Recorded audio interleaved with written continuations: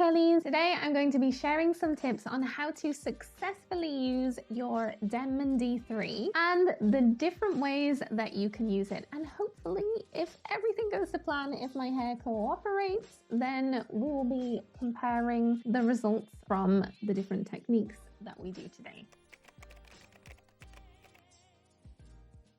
Welcome back to my channel, or if you are new here, hello and welcome. I am Wavy Girl Jessie, and here I experiment on my hair so that you don't have to, but you kind of do that because heavy hair is different. Okay, so first let's start with the obvious, and one of the biggest pros I think that comes with the Denman brush is that it is completely customizable. This is a 7-row brush, but I have taken out 3 rows, leaving me with 4, but you could do it with 5 rows, 7 rows, 6 rows. Maybe you could even try with 3, 2, or 1 rows. I've never seen anybody use 2 or 1. I don't know how that would work, but that would be interesting. I have a video where I compared doing one side with 7 rows and one side with 4. And honestly, I didn't really notice a difference in how my hair looked. It was mainly the fact that with 4 rows, my hair glided through the brush much easier. My hair is high porosity and it is very fine, which means that it is prone to tangles. I get so many tangles. I've been experimenting with 5 rows for a couple of washes, but I still think that my hair gets too tangled. And now that I come to think of it, I think today I'm going to try with 3 rows just because some of the techniques that I'm doing, I think I'll be better off with 3 rows instead of 4. Which leads me on to my next point. One easier way to make the brush work for you is to remove any rows if necessary. Next up, I think it is important as well that your hair has plenty of slip, especially if it is anything like mine. And what do I mean by that? Slip refers to how easy it is to run our fingers or our brush through our hair, and how effective a product is at loosening any tangles and knots in our hair. So if you tend to just use a conditioner and then go straight into your stylers, you may find that to use the Denman brush, that isn't enough slip. And you might be better off using a leave-in, cream, or maybe even both. Some gels and stylers can also add a little bit of slip, so you may prefer to add that before you brush style. I personally prefer to add my gel afterwards. Next up, you're going to want to make sure that your hair is well detangled thoroughly. And again, if your hair is like mine, you're probably going to want to have a detangling brush handy and nearby, just in case you run into any tangles when you are brush styling. Because in my personal opinion, the Denman brush does not work for detangling my hair. The bristles are flexible enough. Okay, so because I want to show you all of the different techniques and hopefully we can do a side-by-side comparison, it would be impossible to do all my hair and compare because all of the clumps would get muddled up and we wouldn't know which is which. So I've just separated this front section. I have washed it, conditioned, and we're ready to style.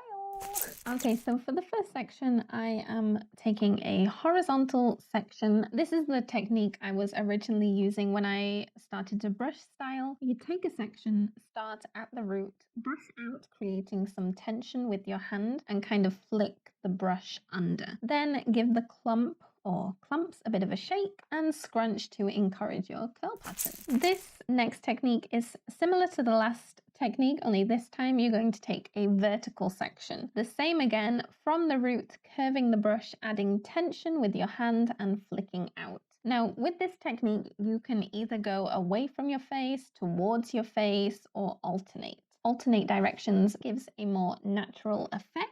And it also prevents your clumps all joining back up together if your hair tends to do that. Another trick for this, if you maybe find some pieces curl more than others and some are straighter, is to grab a clump, pinch it at the end and see what direction it wants to go and use that as your guide. Now, this coiling technique was a bit of a struggle. I was doubting if I'd even be able to demonstrate it because my hair just won't coil down a brush.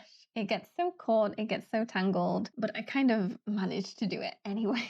So I did a vertical section. You brush towards the end of your hair, then you start to coil the brush. And you have to move the brush so that the hair coils down the handle and then release. If this method works for you, you may find you get more defined ringlet type curls, but keep your expectations realistic. This technique I mostly see being done vertically, but I guess it could be done horizontally as well. This next method, I don't think I've seen anyone do, but thinking of my own hair and how it doesn't like coiling and it gets caught, I had this idea to adapt it. First, you're going to want to brush out your section and then just coil it around the handle, hold it there for a few seconds, release and scrunch. This is also similar to the finger rolling method that is popular right now, but without using your fingers. And again, this can be done in a horizontal section or a vertical section.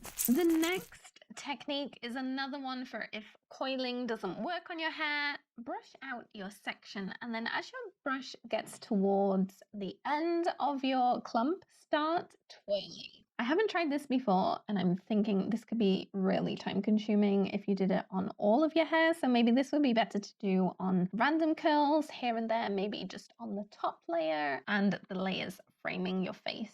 Again, I guess this could be done horizontally or vertically. I think it might be better vertically though. Okay, so I have got all of my clumps styled, and I quite like this wave. I think this was the one that surprised me the most. My hair stayed in its clump. It's maybe given me a more juicy clump. These two were twirling with the brush. That's my first time trying that. I was actually really surprised, especially with this one. I really like how that one's looking. I'm going to add a little bit of gel to these, and I will go and diffuse, and we'll be back to see the finished results. Okay, we are back with the finished results. I am diffused. This horizontal section that I did, it has a gorgeous little curl here. We've got a bit of a ringlet going on. And I think it like maintained my clump more, whereas with the vertical one, it broke up a lot more into smaller clumps. They're all kind of going in different directions. Some of them like curling more than others. And again, this was another vertical section, but I pinched my curl at the end and twirled the brush in the direction it wanted to go. This kind of wants to break up and be two clumps, I think. Are they even going in the same direction? I don't know. I think so. Right. And then here we've got the brush and coil section. I actually quite like this. Let me try and break this guy up. I actually quite like these two, but you know, it was tricky to do that section. Okay, so here I think these two sections were just using the handle. They've kind of joined up into one more or less. I would say they look really good too. I think I've got them some longer curls to kind of have more length to compare, but I think these two look really good as well, just rolling them on the handle. And then we've got the twisty section. Okay, this looks a little sad, although we do have little kind of ringlet there. This one looks like a tornado. Maybe the section was too big. But anyway, my hair is in a bit of a cast, so we'll scrunch it out like I normally would.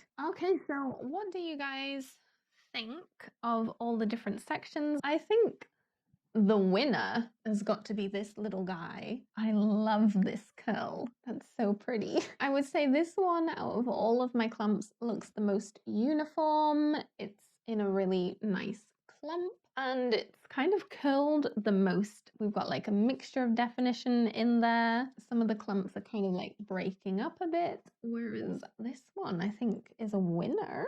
I think especially the twirling and the coiling, that just takes up too much effort for me. I am really, really lazy. What do you guys think? Which one do you think gave the best results? I think I'm gonna try and style all my hair in horizontal sections tomorrow using the Denman, and then I will maybe come back and show you how it's looking when I do my whole hair like this. I washed my hair today and I have been out for lunch, so my hair is a little bit lived in. I think using 3 rows, my clumps don't look as small. I think some days it works better than others. It really depends how much slip my hair has. I hope that this video was helpful to you and that it's given you some more options on how to use your Denman if maybe you haven't got it to work for you before. Thank you guys so much for watching. I really hope that you enjoyed today's video. Be sure to share it with your curly family members and friends. Don't forget to hit the subscribe button and turn on the notification bell so you do not miss when I drop a new video every single Friday. And give this video a thumbs up so I know that you enjoyed it. And until next Friday, goodbye. Goodbye, goodbye.